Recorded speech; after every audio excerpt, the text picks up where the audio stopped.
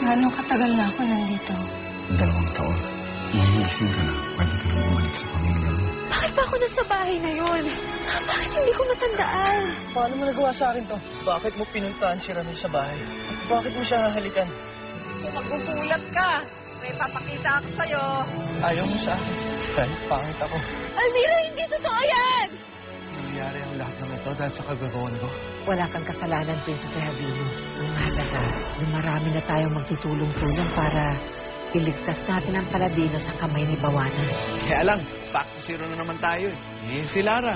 Nagkasamaan sila ng loob ni Prinsipe Almiro. Malaya ka na, Guardo. Lahat ng iyong utos ko ay susundin mo. Pwes nagkakamali ka. Hindi ko siya mahal. Dahil si Ramil ang mahal niya. At hindi naman ako. Paniwalaan mo ako. Mahalaga ka sa akin bilang kaibigan. Umaasa ako makakapag-usap tayo. Kailangan natin si Lara para maputol ang sumpa. Baka nasa Paladino ang kasagutan. Ha? Sa tingin mo ba, may babalik mo ako sa Paladino?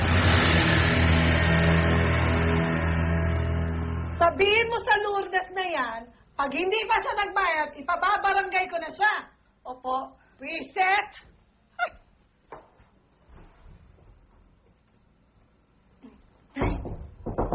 Tay! Sapat na! Wala na! Oh, wala na! Ay, naku, yung Miss de Guzman eh. Nakakairita na talaga yan, ha? Hala, ikaw pa itong nairita. Ikaw ka itong nangungutang dyan eh. Hoy, ikaw mo ako pagsasalitaan ng ganyan, ha? Di ba nakikinabang ka rin? Ikaw itong utang ng utang sa akin. Tsaka lahat ng pagkain sa tindahan, kinakain mo. Ate Lourdes? Pilar? O yan, baka yan ang magdadala ng swerte sa'yo. Gigi, pasok ka. Oh, bakit ka napadaan? Ang balita. May chismis ako sa iyo. At hindi kayo maniniwala. Ano yun? Si Lara, nakikipagmabutihan doon sa Almirong mukhang halimaw. Talaga? In fairness, bagay sila. Lara, Aling Rosata! buti naman napadaan ka. Ay, naku, wag na ho. Nagtatampo po kasi sa akin si Almiro. Aling Rosata, dumaan lang po ako para po ibigay ito sa kanya. Sigurado ka? Opo, kayo na pong bahala mag-abot sa kanya. Marami pong salamat. Sige po. Okay.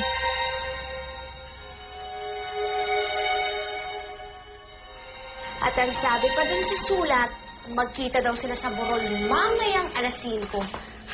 How cheap, diba? Jaks naman tong si Lara.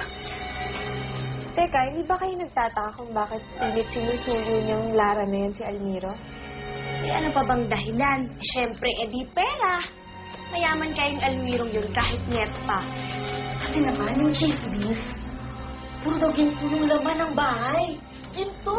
Bakit wala nagkikwento sa akin nito? Bakit, Lourdes? Nagtatanong ka ba, ha? Ano ko, hindi pwede magkamubutihan yung si Lara at si Almiro. Dahil kung mangyari yan, di ibig sabihin, yayaman yung pinsan mong salot. Ano, gusto mo ba yun?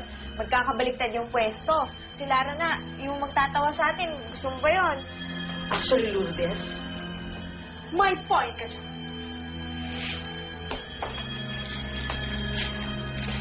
Kung ako na lang kaya makinabang dun sa Almiro na yun. Hiday, Lourdes, paano ito? Seryoso ka?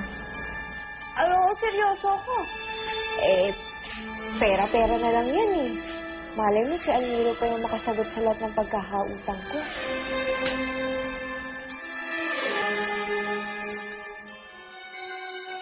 O ano, pupunta ka ba?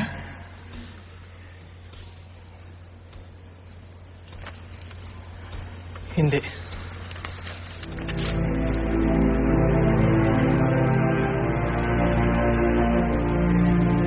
Bakit ka pa ate pupunta sa Borol? Sigurado ka bang pupunta doon si Kuya Almiro? Hindi ko alam, pero kailangan kong pumunta doon. Baka sakaling dumating si Almiro. Gusto ko siyang makausap. At saan ka naman pupunta? Siya? Kamusta itsura ko? Ganda na ba? Sa palagay mo, malalaman first sight sa akin si Almiro dito? Oo naman. Lourdes, Wala kang kasing ganda. Mabuti naman. Sisiguraduhin kong mapupunta sa akin si Almiro. Natural. Makikipaglandian na naman sa mga lalaki. Ganun ba? Hoy, Lara, ikaw? Pwede ba?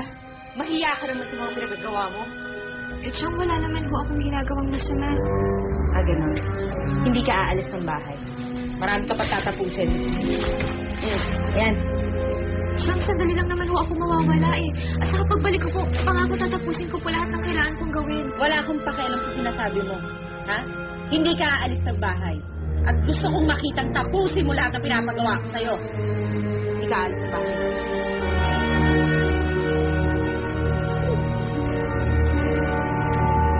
Naku, teka nga lang.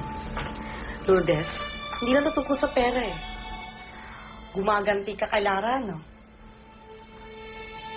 Kaya mo ginagawa to, no? Lourdes.